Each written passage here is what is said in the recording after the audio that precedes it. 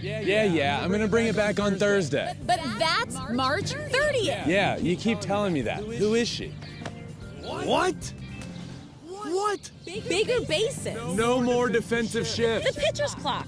The batter's clock. The pitcher's clock. The batter's clock. Jacob deGrom's not on the Mets. Justin Verlander is on the Mets. Shohei Ohtani on a contract here. March 30th.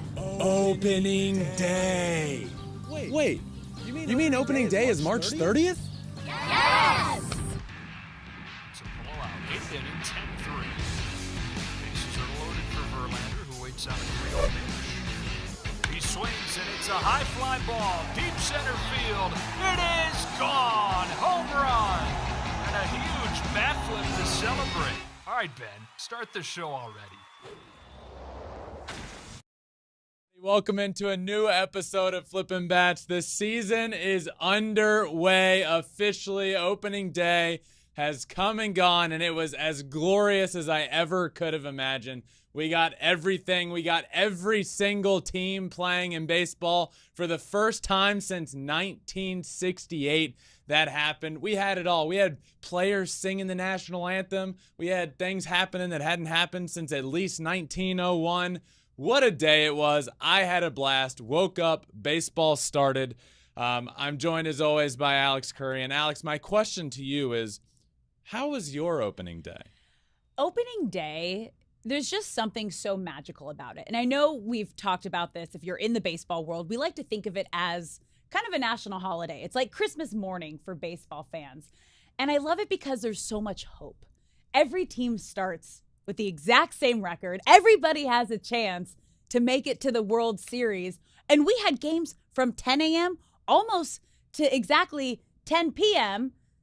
We didn't, though, because of the pitcher's clock and the batter's clock. So games are a little faster. We'll get to that in a little bit. But it was just such a beautiful day with so many great things happening in every single game. I love how everyone says, everyone says what you just said. Like, it's everybody has a chance to make the World Series. Do they? Yeah. There's hope.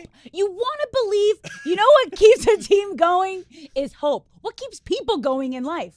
Hope. On day one, everybody starts with the exact same record, and everybody has that dream and that hope. And if you're a professional baseball player, you better hope that that is your goal and that's what you're going into the season wishing for. So, yes. Yeah. Hope. I just, yeah. Everybody I have hope that it was going to be a great opening day, and it definitely was. What a blast. And again, this seems crazy, but baseball got this one right.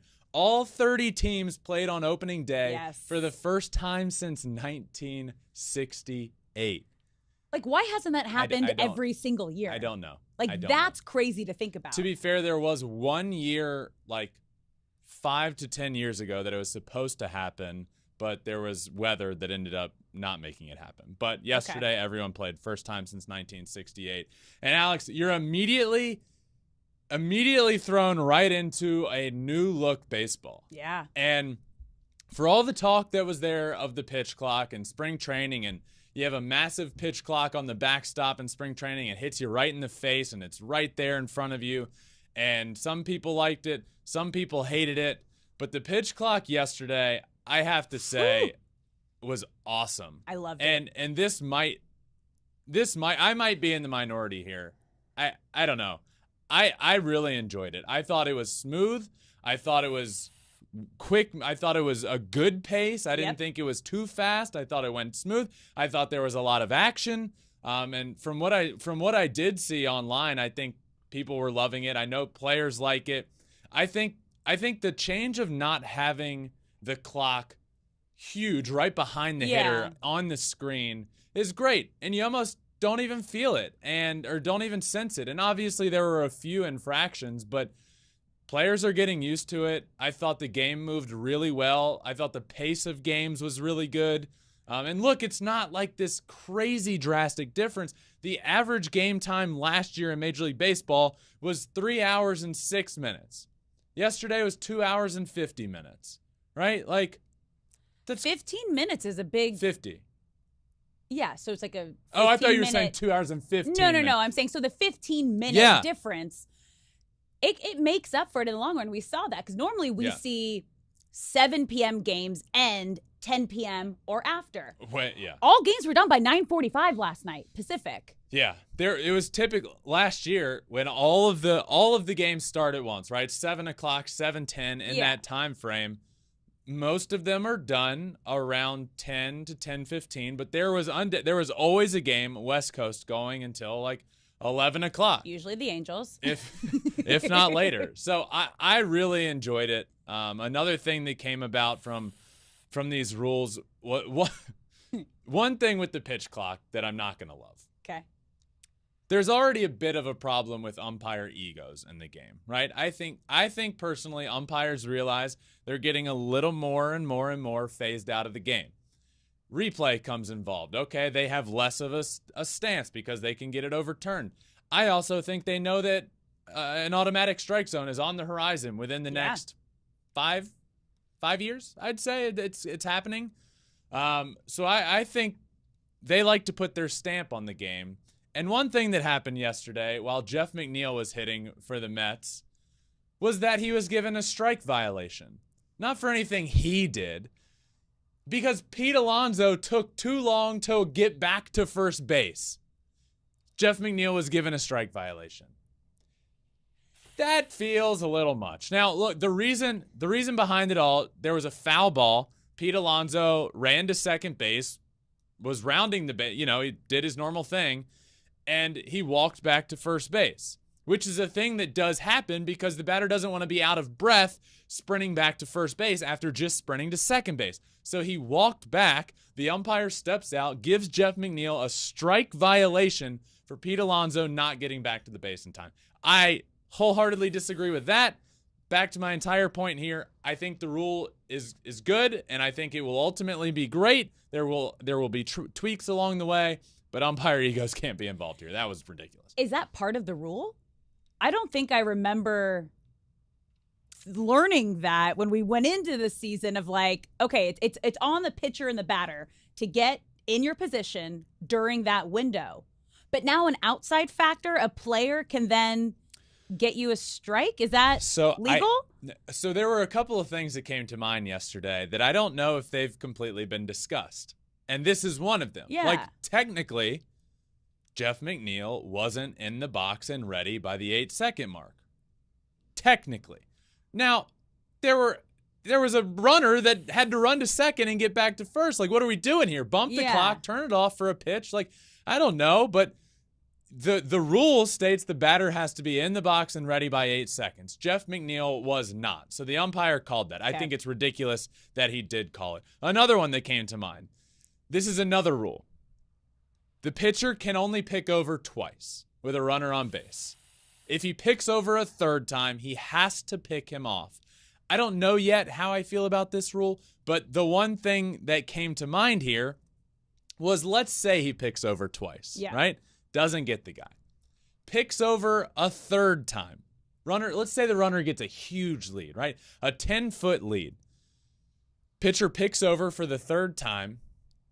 Runner gets in a rundown. First baseman throws it to second. Runner immediately turns around and gets back safely to first base. He wasn't picked off. What happens? That's the third pickoff over without getting the runner out. What happens? I don't think people have thought about this. No. I was thinking about it watching the game, but legitimately, third pickoff over, he didn't get picked off. Is it a technical balk? Does the runner get second base? I don't know. It'll come up at some point. I know it will. And I think they're hopefully having conversations about it. But the pickoff thing, larger bases, really led to a lot of steals yesterday. Which is what they wanted. That's what they wanted. That was the point of having bigger bases. Yeah. Yeah, it was so look, this is big. You want to talk about game time being a big difference? 15, 20 minutes in that range, big difference. This is a huge difference. Opening day last year, there were 5 stolen bases, 4 caught stealing, 56% success rate. Yesterday, 21 stolen bases, 2 caught stealing, 91% success rate. Now, I must say, there were more games. Everybody was playing. Yeah. But 21 stolen bases, 2 caught stealing, 91%. That's a big deal. It's fun. Yes. Guys are getting on base, stealing bases, moving guys over. Baseball is back to more than just the 3 true outcomes of a walk, a strikeout, or a homer. We're seeing guys put balls in play. The shift is out there, but something, again, we're not really noticing because it's not like super noticeable. There's just guys standing out there. Guys are getting on base, stealing bases. I loved it. The new rules are in place and in good shape. I think they're great. The whole point of these new rules was to make the game more exciting. Obviously, offense makes games more exciting. So you're going to see more stolen bases. You're going to see more hits. You're going to see faster pace of game. And we're getting all of that just in day one. It's only been one day. I mean, today's day 2, which is going to be amazing. But I think we're off to a really strong start. Can I propose a new rule? What? I would like to propose a new rule. Okay. 1 player every game has to sing the national anthem. Player singing the anthem. I'm going to tell you here, as someone who interviewed the players for 10 years live in the stadium, most of the players don't even like talking in the stadium because there is an echo. So what we saw yesterday was a gift. It was awesome. We'll talk about this more. Adam Wainwright sung the national anthem, and that's my new rule. And I thought about this. We need 1 home team player to sing the national anthem every single game, and you can't repeat a player on a homestand. So you can't have Adam Wainwright sing every game. Next game, maybe Wilson Contreras has to sing, or Lars Nootbaar has to sing the national anthem. But it was great. It right? was. Who cares if the guys get the crowd loved it? He loved it. Yeah. Give me more of that. The rules are great. They're in good shape. We had records being broken. Adley Rutschman got on base 6 times. George Springer had 5 hits. First time that's happened. 2 players get 5 hits on opening day since at least 1901. Baseball is back. And I was on cloud 9 yesterday. It was incredible. We also saw so many dreams come true. We saw some rookies just come out of the gates with incredible opening days. But with all of the amazing stuff that happens on opening day, there are also going to be some unfortunate injuries. And right out of the gates, we have 2 pretty big names ending up on the IL, starting with your brother, Justin Verlander. Yeah, Justin ends up on the IL to start the year. The exact reasoning is he's on the IL with a low-grade teres major strain. Let me first say that sounds a lot worse than it actually is. It's not bad. And he's extremely disappointed, obviously, to start the year on the IL with a new team. But this injury is not bad. And he will be okay. And look, here's what he had to say about it. Okay. First off, he said, other than no injury at all, this is best case scenario, right? And that's best case scenario is you're not hurt at all, and he's starting on Saturday. But if something is going to happen, this is best case scenario. He's going to be fine. He said if this was the end of the year or playoffs, he would be pitching. But the truth of the matter is we're just out of spring training. It's the first week of the year. The Mets will be fine. They're going to be in contention down the stretch. They're probably going to be a playoff team. And you'd much rather be safe than sorry. And obviously he also said he's still going to be able to throw, which is a big deal. This is what he said in the interview. I think if it was late in the year, pitching is definitely on the table. Playoffs, I'm definitely pitching. Being the beginning of the season, coming off spring training, it just makes too much sense to not push it. I think the fact that I'm still going to be able to throw is showing how minor of an injury it is. So he's so disappointed, obviously. But this isn't bad. A teres major strain makes it sound that does not sound good, but he's okay. And I know he's disappointed, but obviously, but it just makes too much sense. Why push How it much early time? in the year? How much time do you miss with something like this? He's on the IL. He's still throwing. I would imagine a world, and this is not coming from him or anybody, but I don't imagine a world in which he misses more than a couple of starts. Okay. He's not starting Saturday. I don't think he's not going to start the home opener now, I don't believe. Okay. But I wouldn't imagine I wouldn't imagine it's more than a month. I mean, he's still throwing moderately he's still going to be throwing hard. It's just kind of a little step off the brake at this point in the year. He's going to rescan again in a week. So that's what he felt, a little something, ends up getting an MRI. The MRI shows this very minor strain, and he's going to rescan again in a week. Yeah. So, I'm no doctor, but the MRI in a week will tell us a little bit more, I think. Did you know this before we all knew this? Remember I picked your brother for Cy Young and you didn't?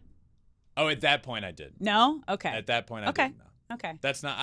That's fair. But I picked Spencer Strider because I like Spencer Strider. Okay, I gotta ask here. I'm like, I didn't thinking know. over here. I'm like, insider information. No. At that point, I didn't know. I was about to call a family meeting. I get it.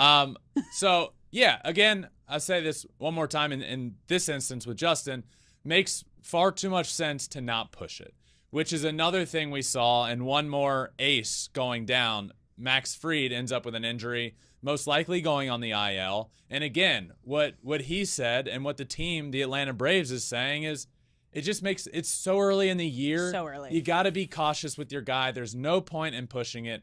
But Max Fried on opening day sprints over to first base to cover the bag, ends up kind of grabbing at his hamstring a little bit coming out of the game. So from what I ended up hearing here is this actually didn't happen on the sprint over to first base. He said he felt it a little bit right before that, and then the sprint to first base just kind of accelerated the process of whatever he was feeling in his hamstring. So Brian Snicker, manager, said Max Fried is more than likely going on the IL. Okay. He's definitely going to miss a start, is what he said. And he went back to the mound, threw a pitch, and realized something wasn't right and came out of the game. So a couple of aces, co-aces with Justin going down. And, things happen early in the year. It's cold outside. You don't want to push things. So that's what we're saying. Braves seeing Max Fried get injured. You see the freak out? Yeah, the freak out tweet. I mean, these things happen. You're playing sports. You're always going to see a couple big names go down in the beginning. You never want to see it happen. But the good news is not season ending. Not season ending. Not by yeah, so any, that's the most important part here. Not by any stretch gonna be of the imagination. Left hamstring discomfort, maybe a little strain for Max Fried, and a low-grade Terry's major strain, but minor. Major minor. Oh, music. So that's the news there. All right. Well, let's have some fun here. Okay. We're going to play a new segment called Make a Statement. So I'm going to give you a bold take. Okay. You're either going to agree with me or you're going to disagree with me and tell me why. Okay. Yeah? I like it. You ready? Agree or disagree. Agree That's all or I have to disagree. do. Okay. Yeah, but you gotta give me some I'll give a juice reason. behind it. Okay. First one up. Aaron Judge will lead all players in home runs this season.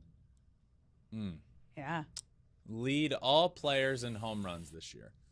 I'm gonna agree with that. I think Aaron Judge is the best power hitter in the game of baseball right now. Do I think he hits 63 and breaks his own record and pushes towards like Barry Bonds' right? No, I don't. I don't think we see more than last year. Although he's on pace for 162 homers right now, so you never really know. I agree with this. I think he's the best power hitter the game of baseball has right now. I think he'll end up leading the league in homers. All right. And he's off to a good start. Yeah, I mean, he hit on opening day. He hit the very first home run in the season, opening day. First at bat, second pitch he saw of the season, right back to picking up right where he left off. Yep. Okay. Well, for the most part. The reason I say that is because a lot of people were like, it Aaron Judge ended is not that picking up right where. great. Well, is he? Like they lost in the playoffs and he was getting booed in his stadium. Picked off right where he left off in the regular season last year. That's the Just a little petty. That's okay. No, from the fans, Yeah. he was getting booed in the playoffs. The guy Yeah. just broke the all-time American League home run record, and I didn't like that. So they're gonna go on and say picked up. Well, you were booing him in October. What do you mean? I digress. I agree. He leads the league in homers. Okay.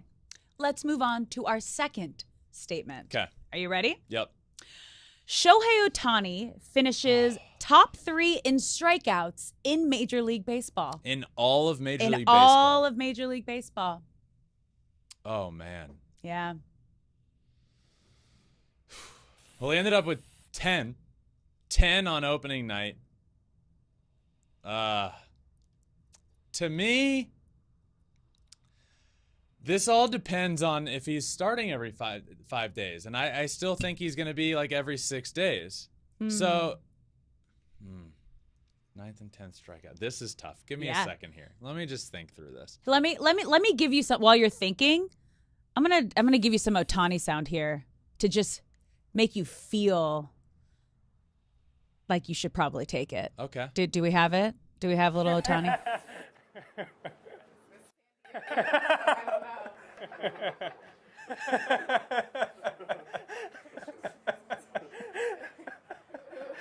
He's laughing at you, man. He's laughing at you. Look, I will agree.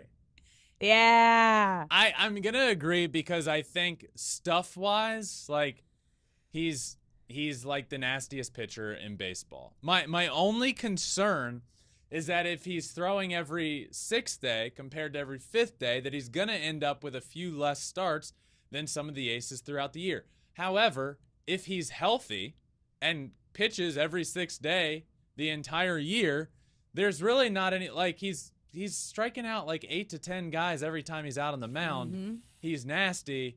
I'm gonna take it. And you know, yesterday he struck out 10 plus batters in a game with no runs allowed on opening day. Only 26 times has that happened since 1901. Yeah. You know, like the guys, you know, I'm gonna agree. Yeah. I'm gonna agree. I just hope he gets the number of starts. Okay. Okay. All right. Our next statement. Adley Rutschman will lead all catchers in RBI. I'm gonna disagree. Okay.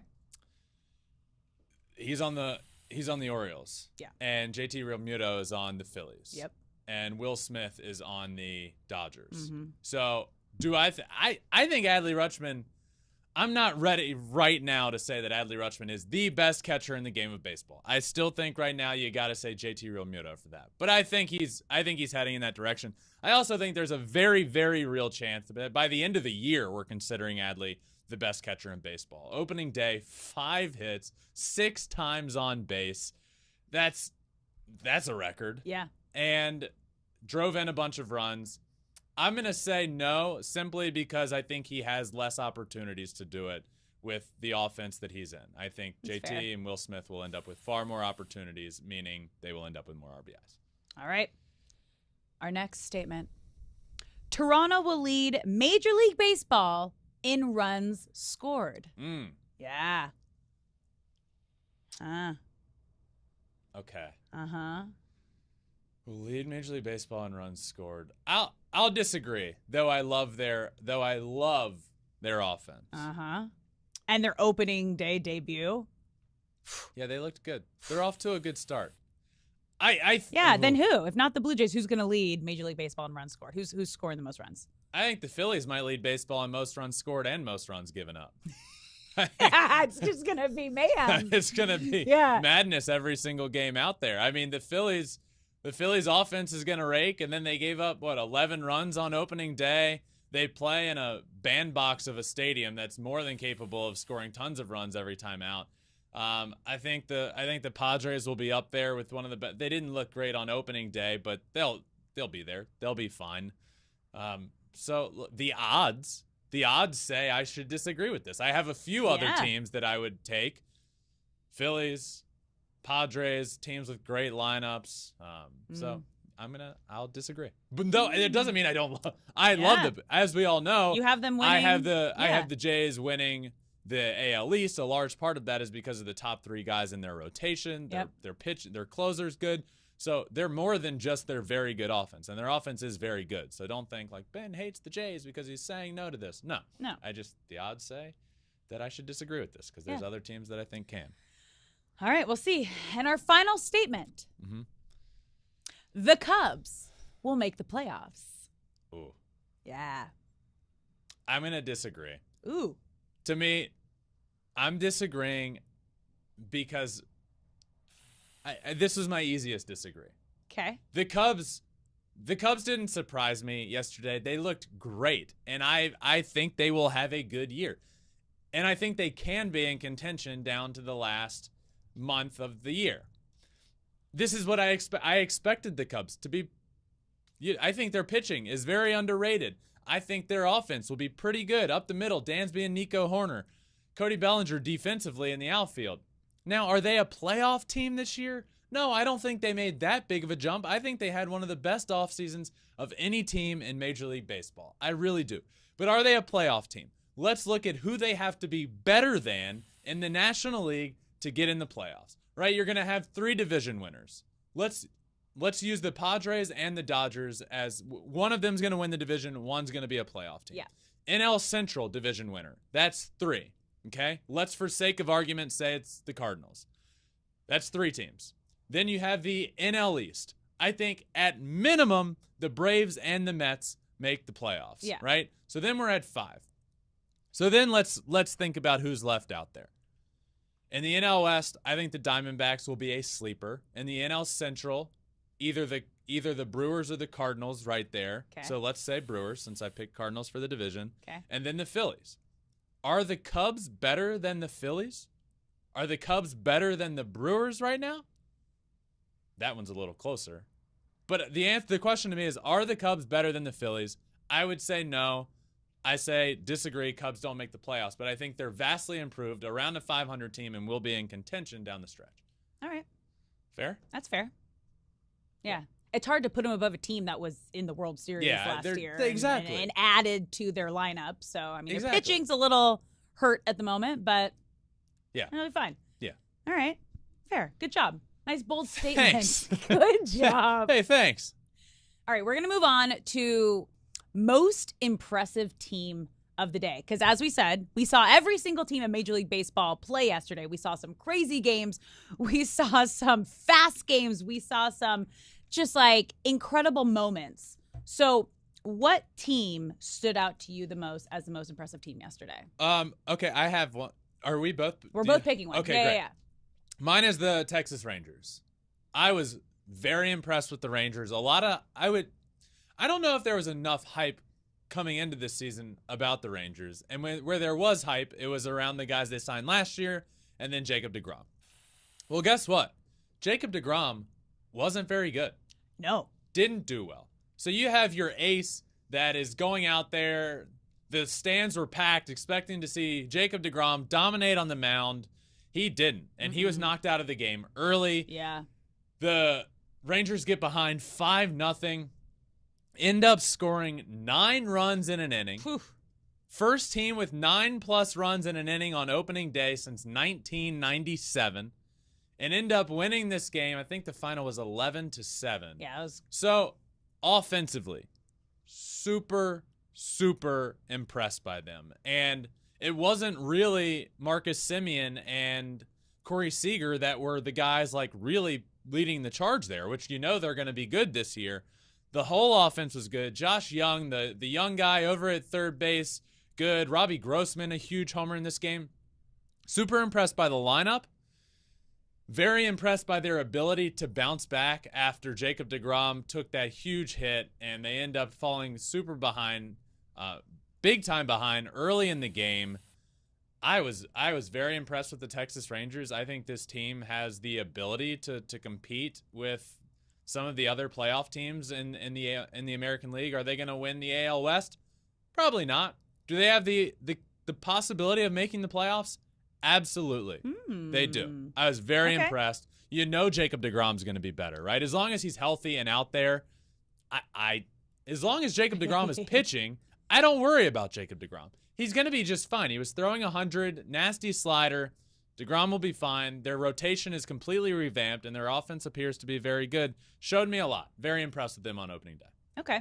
Who's yours? I got a little worried, though, after deGrom's outing. Like, there was a moment there like, ooh, did the Rangers make the right choice? Did they overpay for deGrom? Is the team going to be able to recover? I was worried, too. You know what I was thinking about this watching? Like, I want home teams to win on opening day because it's the day that no matter who you're a fan of, the stands are packed. You're going to see your home team, and you're more likely to go back to games, right? If you have a good performance on game one. So the Rangers, who are in this weird kind of in-between phase and on the up, You pack the stands opening day, Jacob deGrom on the mound. You're quickly down 5-0, and I'm like, oh boy, these fans are going to be like pretty upset. And then it ended up being a great game. So yeah, awesome. Yep.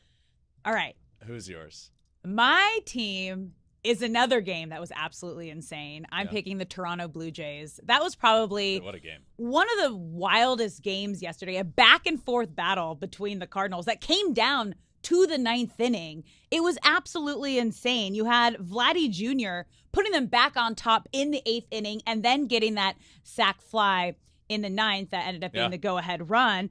George Springer went 5 for 6. Like we saw even on the other side, Jordan Walker making his major league debut, getting his first hit. There was so much going on in that game that the fact that the Blue Jays were able just to pull it out in this back and forth battle in the 9th inning, I'm excited. I'm excited for this offense. I'm excited for this team. I was starting to see kind of going on your side where you're thinking they were going to win the division, and I was giving you a hard time, like, why are you picking them over the Yankees? And watching them yesterday, I was like, oh, they got fight. They got grit. They got fight, and they have enough guys that it's not just one you're depending on to go out there and make a difference and get this manufacture runs to win a game. Yeah, that's what was impressive. Like, their offense is one of the better offenses in baseball. Dalton Varsho, who I've said a million times, I think was the most underrated pickup of the offseason, had their first RBI of the season, already paying dividends. But then they fall behind late in the game. To your point, this game was incredible. Yeah. Back and forth. It was insane. Tons of runs.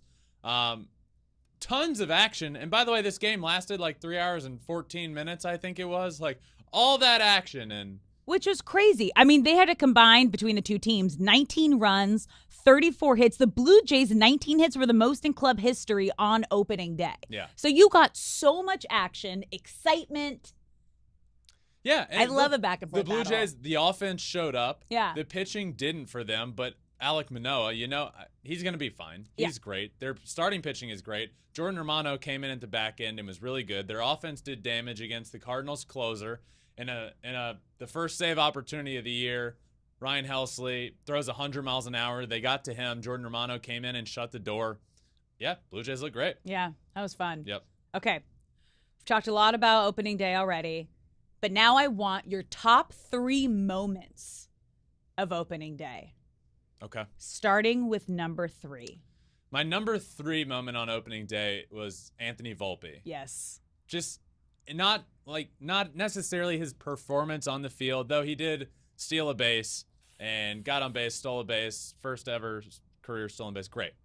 No, it was just like the moment, right? Like, he got arguably a louder ovation than Aaron Judge did. Yep. And just seeing him, there was a video of him standing in the dugout, getting ready to get announced, and this kid, right? Yeah. Like, literal kid. Yeah. Is standing there looking out at Yankee Stadium. His name gets called. He runs out on the field. He's basically tabbed as like Derek Jeter 2.0 for the Yankees, right? But Volpe grew up in New Jersey. He was a diehard Yankees fan. Like 10 years ago, I think it was 9 years ago, he was in the stands at Yankee Stadium getting an autograph from Derek Jeter. And then fast forward to yesterday, and he's getting called out to be the Yankees opening day shortstop. And then they do the roll call, which they do at Yankee Stadium, which is one of the great traditions in baseball. And they get to Anthony Volpe, another insanely awesome moment for him. And he lifts up his jersey, kisses the New York Yankees logo, and tips his hat to the crowd. And I just got goosebumps seeing it. It was a great moment. I think this will ultimately be it'll ultimately be a big day that we will see for a long time to come, is him taking the field and doing that, kissing the logo for the New York Yankees on opening day. I think Anthony Volpe will be a star, and I think we'll look back in years to come and remember that moment. Oh, I mean, we literally watched his childhood dreams come true. Yep. And if you didn't get chills in that moment, seeing what was going on and then hearing him talk after the game of how emotional it was going to be the moment that he saw his mom and dad, that they got to be there and share it with them, and knowing how big of a dream this was for him, just all coming down to this one moment was just, it's what the game's all about. It's making dreams come true. Yep. I love it. I agree. Totally. Second moment. All right. My number 2 moment from opening day. Second best moment of opening day is Adley Rutschman's performance. You know, this guy came into the league with all of the hype in the world, right? Number 1 prospect. Took him a while to get called up. Injuries were involved. He finally gets called up. Last year, has a great year. Gets himself into contention for the AL Rookie of the Year award, despite not playing much. And then this is his first opening day. What are we going to get from Adley on opening day? History. Yeah. That's what we're going to get. He was on base 6 times. 5 hits. All of those are an opening day record for a catcher. 5 hits on base. And there he goes. I almost just fell on the floor. My God. Woo! Take a breath. Take a breath. You okay? Man. And we're back. This chair's more relaxing. There you go. But the producer's going to hate me because it's like rocking now. He's not going to like that. 5 hits, 6 times on base, an opening day record, and Adley is well on his way to being the best catcher in the game of baseball. I don't think he is right now. I don't think it's fair to JT Realmuto to say that. But, man, is he on his way. What a day. And for me, it's not just his historic day. It's his slide into second base. I don't know if you saw this, Alex. What? He hit a ball, goes to second base. He had done everything. I think at this point he was already like 3 for 3 in the day. Okay. Gets another hit, sprints to second base, goes to slide into second, and it was a fiasco. Perhaps the most unathletic slide you will ever see. Yes. Goes into second, feet first, but Kicks him? Did he if kick you're him? watching now, you can see. He plants his foot in the ground, goes head over heels, face first, scorpion kicks into the air, kicks the guy covering second base. Oh. It was just a fiasco. Luckily, we're able to laugh because he didn't get hurt. Everyone was okay. But man, was that Oof. what a day! Forgot about that. What a day for Adley. I think I tweeted something like Adley Rutschman, great swing, check. Great opening day, Oh, yeah. check. Great catcher, future superstar, great hair, check. Great slider. No way. No. Wrong. Not it. Great day for Adley. That's You number can't 2. be perfect at everything. A homer in his first at-bat of the year. Yeah. Great stuff. That's all you can do. Okay. Before we get to your number 1, we're actually going to start it with some sound because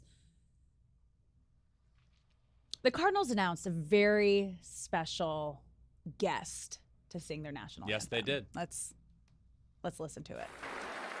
Please remain standing and remove your caps. Performing today's national anthem, one of the most up-and-coming singers from right here in St. Louis, kicking off his final season as a player in St. Louis, number 50, Uncle Charlie, Adam Wainwright.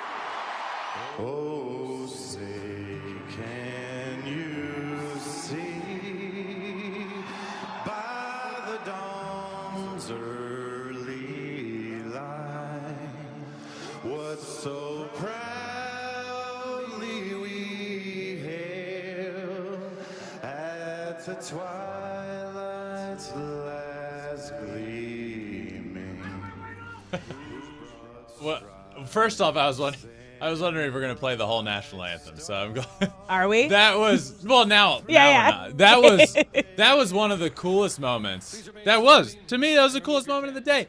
It surprised everybody. We saw him get out of line, and his teammates were like, "What?" And he tips his cap, and the crowd goes wild. And Adam Wainwright goes up and sings the national anthem on what could be his final opening day in Major League Baseball. After coming off of the WBC, pitching for his country, singing the national anthem on opening day, crowd and teammates going nuts. How cool was that? And I must say, He was good. bad, right? He was good. I mean, my husband's a singer, a musician. I'm very, for someone who doesn't do that for a living. Great pipes. Great. Little bit of practice. He's got a career. He's got a country career in him. He's got a little twang to him. But what I love the most was seeing his teammates next to him be like, "Oh, snap! Yeah. That's you! That was You're so going cool. up!" I want to know who knew. Did anybody know? Or was it a complete surprise to everybody? It looked like a that complete was surprise. So cool. Great pipes. And like you said, shout out Pepper, by the way. Yeah. Yeah? Yeah, Pepper. Great. Yeah. He's a Thank singer. you. Yeah, husband's band. Shout out Pepper. Yeah. And shout out Thanks. Adam Wainwright. Yeah. Maybe he could be part of Pepper. That's the collab the world needs. Adam Wainwright in the band Pepper performing. That'd be great. That was my number one moment, Alex. That was really cool. Opening day, special day, sentimental, and could be even more sentimental for him being perhaps the last one and getting to do that. Really cool. Let's just take that in for a moment, because there's been so many great things from opening day. But now we're going to look ahead. And we have this new segment called the Weekend Menu. Okay, we're going to have 3 things that we're each looking forward to. Our appetizer, our entree, our dessert. Just to get you guys ready, what you need to look out for. So let's start with our appetizers. What's your app for this weekend? Mine is the White Sox and Astros. And specifically Lucas Giolito being on the mound for the White Sox in their next game.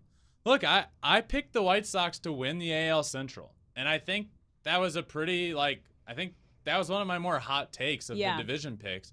Because they were picked to finish 3rd.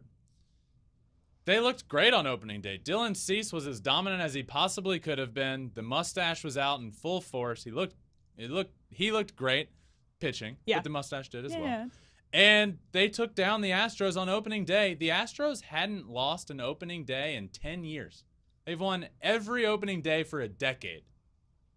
And the White Sox took them down. Oof. So for me, this is a great series with a bunch of stars, heavyweight guys, Lucas Giolito on the mound.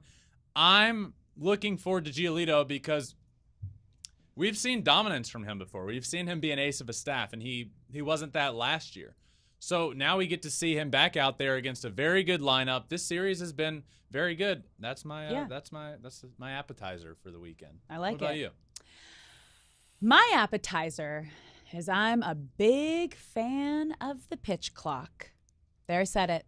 And if you're not, I want you to really watch the games this weekend and understand and feel the pace of the game. Not necessarily making it faster, but it feels like every moment is exciting. There's no dead space in between. You're not watching a pitcher walk around the mound, batter taking a bunch of timeouts. It really feels like the flow of the game is getting to a place where every moment feels exciting. And this is what Major League Baseball was hoping for. This is why they brought in the new rule. And I think it's being executed well, minus a couple little gray areas that we talked about at the top of the show that were, there's going to be growing pains in any new change. But if you're not a fan, I really want you to pay attention to the pace of the game and really watch the games this weekend. Yep. That's my appetizer. Okay. I like it. Yeah. All right. Our entrees. My entree, if you will. What is your entree? My entree. For my entree, I'm watching Spencer Strider feast on the Nationals lineup en route to his NL Cy Young campaign. It starts Spencer Strider's debut against the Nationals. He's going to dominate. I'm gonna be locked in on that. Fastest pitcher in MLB history in a season to 200 strikeouts and only 131 innings last year. Now we get, injuries aside, a full season of Spencer Strider on the mound. I think Spencer Strider is the ace of this Braves staff. I know Max Fried got the tab there to start on opening day. I think this is the best pitcher in their rotation. We get to see him start off against the Nationals lineup that isn't great, and he's going to feast on opening day. That's what's going to happen. Spencer Strider kicking off the Cy Young campaign. All right. I love it. What's yours? My entree is keep an eye on the Padres. Now, they're a team that I think a lot of people have very big expectations this season. They have an all-star lineup. There is no reason they should not be putting up a ton of runs in games. They did not have a great opening day. They lost to the Rockies. Watch and see how they respond with this new lineup. Watch and see how they do. Xander Bogaerts had a great Padres debut. And let's see if they can figure it out and they can get it together and turn things around this weekend. It would be the most Padres thing ever to get swept by the Rockies at home on their opening series. Like the Rockies own the Padres. It's crazy. Yeah. So, Yeah. And you're here supporting your Rockies I am. colors. Hey, I didn't even think about that. What I did not have on my bingo card was Alex rocking purple after opening day for the Rockies. But alas, here we are. I totally forgot they were purple. I was like, oh, this will be neutral. It's not going after any team. It's being You forgot purple. they're I purple? What forgot color did you they're think they purple. were? The mountains. I just thought about the Yeah, mountains. you thought they were the mountains? I just, when I see their jersey, I just think of the mountains. Well, My bad. the Rockies' color is mountains. You heard it here first. All right, well, after, we got to finish off with a little bit of dessert. if you will. What For you me, it's more of the Jays and Cards series. Ooh, yeah. Man, that was a blast. 19 runs scored, as you mentioned. There's tons of offense in that series. We will get pitching. Kevin Gausman on the mound in Game 2 for the Blue Jays.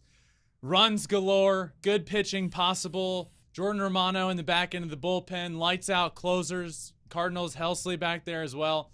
This is a fun series. And this is, the Cardinals' offense is every bit of what I thought it could be. Their pitching is every bit of what I think people thought it would be. Their offense is the real deal. And we might be seeing a lot of runs in this series, so I'm looking at that. Those are my favorite. I love offensive explosions. So you didn't like the Astros White Sox game? I thought the best game of the day yesterday. No, we differ on this. We know that we have opposite opinions on this. You love a pitching duel. I want to see dingers and an offensive explosion. The Astros White Sox game yesterday, elite starting pitching. Framber against Dylan Cease. They were both dominant. We were getting helmet cam, by the way, which was awesome. Epic. I've been clamoring on about getting a helmet cam for how long now? A year? Yeah. At least. We finally got it, and now the whole world's like, oh, look, helmet cam's great. Yeah, I know it is. That's why I was asking for it. And now everybody can stop talking about me hitting 225 in the minors because they can realize how hard it was to hit. Oh, this is personal. Yeah, hitting's hard. This is personal. And then you have those guys on the couch, guys or girls, sitting there shoving popcorn and ice cream down their throats saying, why'd you swing at that? It was in the dirt. Yeah, because you were thinking a 100-mile-an-hour fastball was coming. I digress. How'd I even get on this? Oh, the helmet cam. It was in the Astros White Sox game. Deep So breath. that happened, right? Yeah. You had helmet cam. You had elite starting pitching. You had timely hitting at the end of the game. You had a back and forth. You had a Yordan home run. You had a walk-off situation possible down to the last pitch. That was a beautiful baseball game. Great. See, I'm like, give me Blue Jays Cardinals. Also a Let's great game. Go. Cool. Yeah. All right. Okay. My dessert. How'd that even happen? How did I get on that? Dessert. Oh, Best game of the day. best game of the Yeah, day. okay. And I said no. I thought the other one was the best game of the day. Okay. My dessert. Yankees captain and rookie are gonna steal the show. Now, we saw it with Aaron Judge leading off his opening day with a home run. I will say it, picking up right where he left off. And then we saw Anthony Volpe making his opening debut, the youngest Yankee rookie to start an opening day since Mickey Mantle. He got the standing ovation from the crowd. He knew how big that moment was, not only for him, but for his family. He was talking about just the day before opening day, like trying to find the players' entrance drive-in. He missed it twice trying to get in there, and it was just such like an aha moment. So now that like day one is settled in, I think we're going to see both these guys in different ways just become not only obviously Judge is a fan favorite, but Volpe, I think, is very quickly going to become a fan favorite if he can perform and just keep doing what we have seen him be able to do. So I say keep an eye on the Yankees captain and their rookie. If you're a Yankees fan, that was the perfect opening day. It was. Volpe's debut had an exciting stolen base. Aaron Judge with a homer in his first at-bat of the year. Garrett Cole breaking the all-time Yankees opening day strikeout record. Mm-hmm. And he did that in the fourth inning, might I add. Yeah. I mean, it's first game of the year, first Yankees starter on opening day with 10 or more strikeouts, and he did that. It was the fourth inning. Yeah. Struck out the first 7 batters of the game, or the first 7 outs for him because he walked the first batter. His first 7 outs were strikeouts. So you look at the Yankees opening day, historic from Garrett Cole. Anthony Volpe debut. Aaron Judge homer. It was beautiful. That's what you want.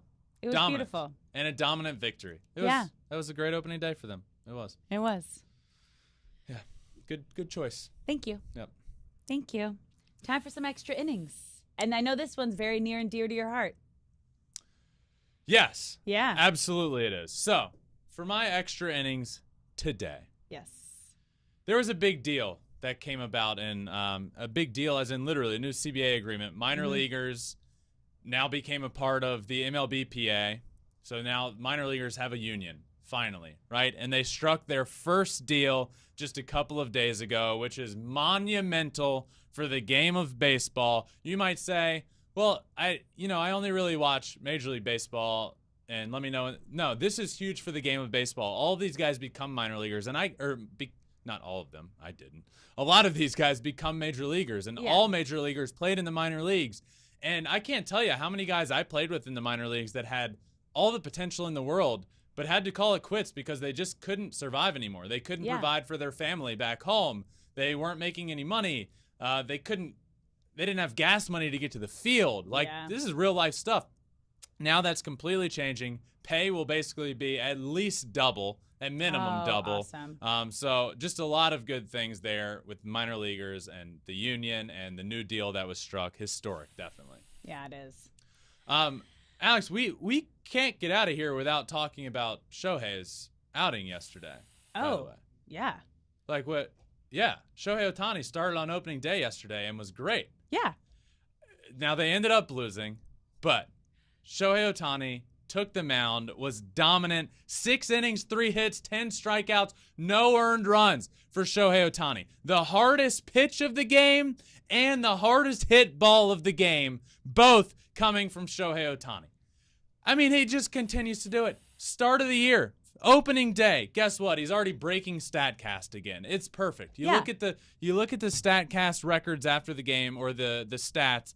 Hardest pitch, hardest hit ball of the game, Shohei Ohtani, and he was dominant once again on the mound. He was. And then I think we saw possibly the catch of the day happen in the outfield while he was on the mound pitching. I mean, that was a no-look, over-the-shoulder, insane catch. And Shohei's reaction to the whole thing was just epic. The arms in the air. Epic. Yeah. Hard hit ball to right field. Definitely. Here's the video. Oh. Definitely a little bit misplayed. Yeah. But ends up with a no-look behind the back catch. It was one of the crazier catches I've ever seen. I mean, and Shohei's reaction, just arms immediately up in the air. He was baffled by this. I think everyone was who saw that happen. It was great. So, I mean, he took to the mound, and this is, again, what I like to see from Shohei. That first inning, kind of all over the place. Yeah. Was struggling to find the strike zone and ends up locking in 10 strikeouts, a dominant performance. One interesting thing that I noticed, Shohei's pitch comm is under his sleeve. Oh. And from everybody, normally the catcher has it or the pitcher puts it somewhere. Shohei, so what he has to do is memorize the keep. He has the keypad memorized, and he's calling pitches that way. I thought that was really cool as well. Yeah. So Shohei's out. He was calling his own game. New catcher, Ohapi, behind the plate, who's the only guy with an RBI. 6 innings, 3 hits, 10 strikeouts, and no earned runs. And as I mentioned earlier, only 26 times since at least 1901 has a starting pitcher on opening day gone out there, struck out that many batters, not given up an earned run. 10 or more strikeouts, no earned runs. Only 26 times since at least 1901. Shohei and the Angels, it's the only time that one of those teams has lost. The only time. 26 times since 1901. It's very Angels. 10 plus strikeouts, no earned runs allowed. No runs at all allowed on opening day. First time ever that pitcher's team has lost. Unfortunately, and sadly, I'm not surprised. You know what I'll say? What? The Angels last year got off to quite the start, right? Yeah. And it made everybody believe for just a little bit of time. Yeah. And and then there's a lot of hype around the Angels this year. And there's still hype. It's one game, right? Yes. One game. Yeah. Shohei looked great. Mike Trout looked great. Mike Trout didn't get a hit, and he hit every single ball over 100 miles an hour. Yeah. Like what? He lined out to center field, hit a ball a foot from the warning track in left field, or he ended up lining out twice again to left field. I don't know if the last one. The first 3 at-bats were well over 100 miles an hour. The last one might not have been, but again, a line out to left field. Didn't get a hit. The Angels are going to be just fine, I believe. Opening day, don't worry about it. But my point, last year they got off to a really good start, and this year maybe it's like, oh, there was a little more hype. They'll be fine. Let's pump the brakes. Let's bring it full circle here to the top of the show, okay? What did I say every team has at the beginning of opening day? Alex, Hope. let me propose to you a Hope. question. Everybody has hope. So you got to continue to have the hope for Let me the ask you a Angels question. to have a good season. If you were tomorrow Yeah. to walk into the Oakland A's clubhouse and say, "Are you guys winning the World Series?" They'd say no. Then that's not a major league team. You want every What do you single mean? team to believe that they can win. That's the whole point of being a professional athlete. You go in with the mentality every single day, 162, we're making it to the postseason, we're winning. You have to have that mentality. Otherwise, what are you doing here? I'll tell you this. I was never a major leaguer, right? But I was a professional athlete, and I knew going into the year when my team was shit. You just do. And, like, are we going to win the championship? I mean, it's great to say that in theory, but I know that there's 4 other teams in our division that are exponentially better than us. Do they have hope? You got to will. Mind over matter. It's a mindset.